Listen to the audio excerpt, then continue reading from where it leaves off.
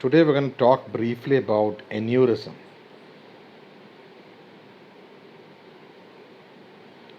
So, what is an aneurysm? How do you define an aneurysm?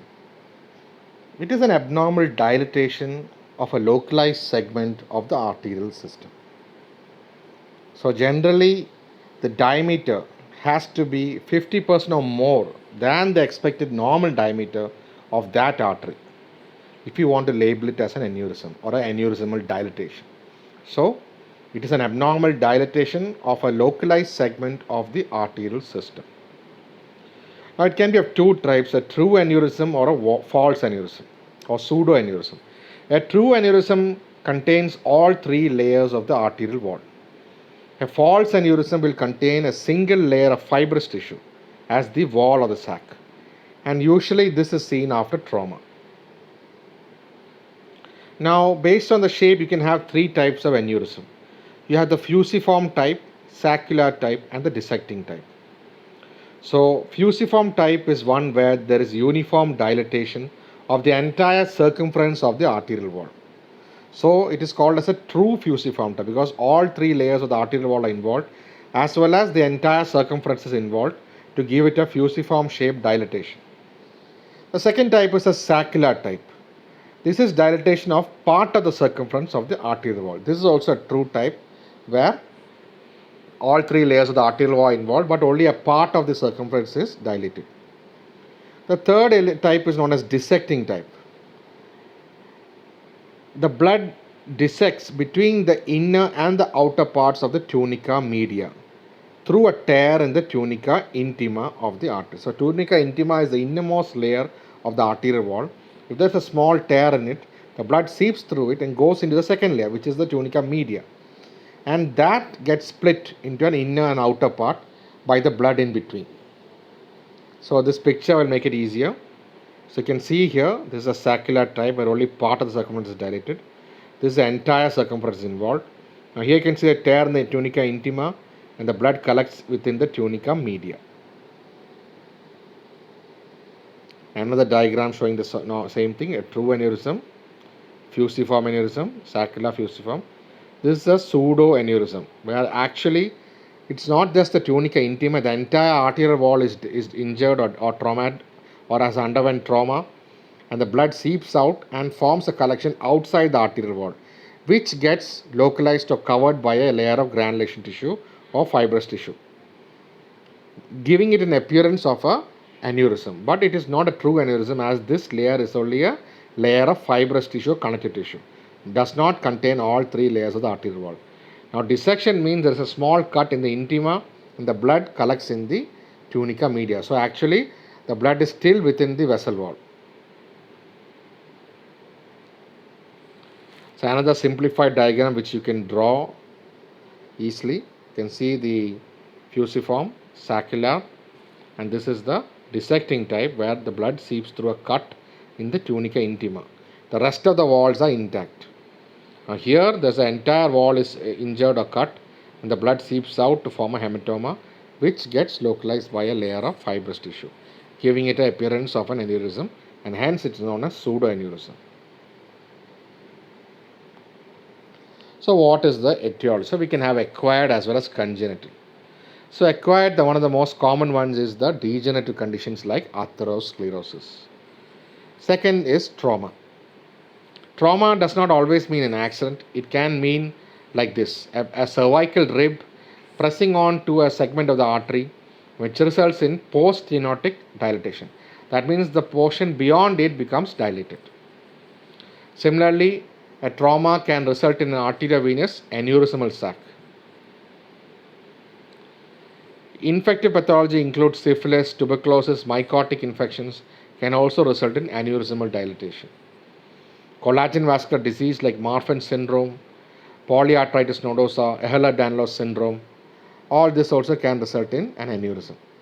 Now, one of the few congenital variants include the Berry aneurysm, cirrhoid aneurysm, congenital arteriovenous fistula.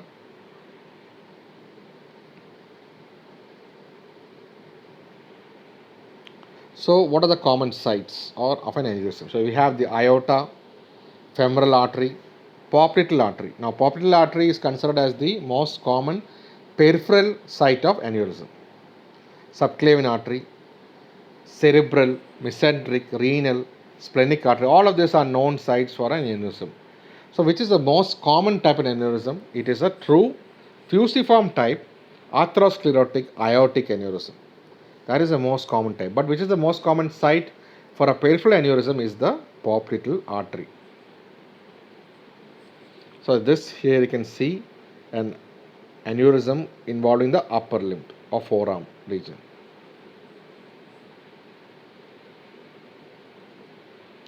This is a picture showing a cranial aneurysm. So what are the clinical features? So these clinical features I'm going to mention now mainly cater to the ones affecting the limbs. So swelling will be seen at the site, and that swelling has got a characteristic pulsatile nature. It is smooth, it is soft, it is warm, it is compressible, and has got a thrill when you touch it, a thrill on palpation. And when you auscultate with your stethoscope, you will get a bruit or a machinery murmur. So it's a pulsatile swelling which is warm, compressible, soft, smooth, and has a palpable thrill, and a bruit is heard on auscultation. This is the characteristic features which are seen in aneurysm, especially in the limbs. Now, when the swelling reduces in size when you press proximal to the swelling. Now, most of the sites may be associated with a distal edema, or there can be altered sensation. In certain areas, it will erode into the bones, adjacent bones and joints. If it is aneurysm affecting the neck and thorax region, it can press on to the trachea or the esophagus. Similarly, embolism may develop from aneurysm, which results in gangrene of the toes or digits in the affected limb. So these are the common features which you see in the case especially of extremity aneurysms. Now some of the effects which are also known as the complications. So what effects an aneurysm can have on the body can indirectly refer to the possible complications that can result as a result of an aneurysm. So one of it is thrombosis. Thrombus may develop in and around the aneurysmal area. When a thrombus develops, the portion of the limb which is supplied distal to it will have ischemic features. Second one, even if there is a thrombus, an embolism is not full, it's not a complete thrombus. An embolism may develop from the thrombus, and that may result in acute arterial occlusion. So again, you will have features of ischemia in the distal part of the extremity.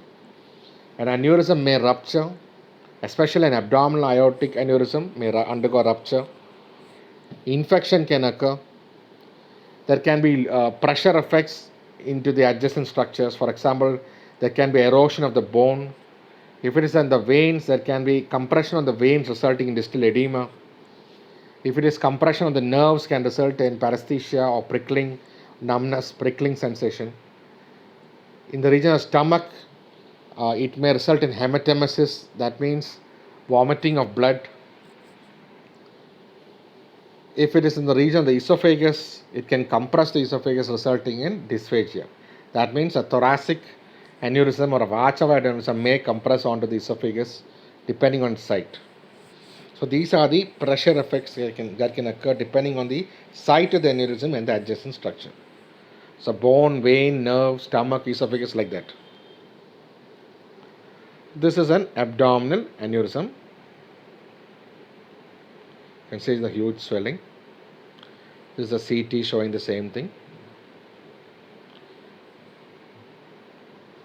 The differential diagnosis includes, there are many more, but some of the most common ones are the other pulsating tumors like sarcomas, secondaries, pyogenic abscess, vascular tumors like carotid body tumor, like that, pseudocyst of the pancreas, arteriovenous fistula. So what is the investigation? Just like any arterial disease, primary investigation is a Doppler scan of the arterial system, or you can go ahead with a duplex scan.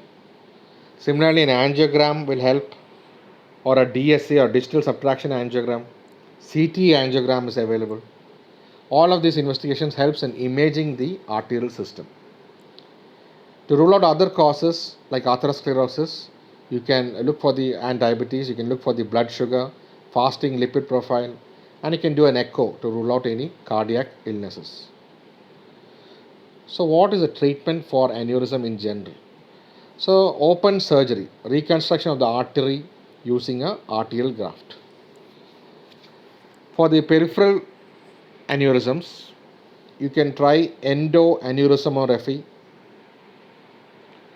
Therapeutic embolization can be attempted for regions where a surgery may result in uh, significant morbidity and mortality. You can go ahead with endovascular procedures like therapeutic embolization, clipping the vessel, wiring of the aneurysmal sac, or ligating the aneurysmal sac. These are different methods for different types of aneurysms. So this is an open repair where you excise the aneurysm and then you are repairing it with a graft. This is where a stent is kept and through a minimally invasive procedure.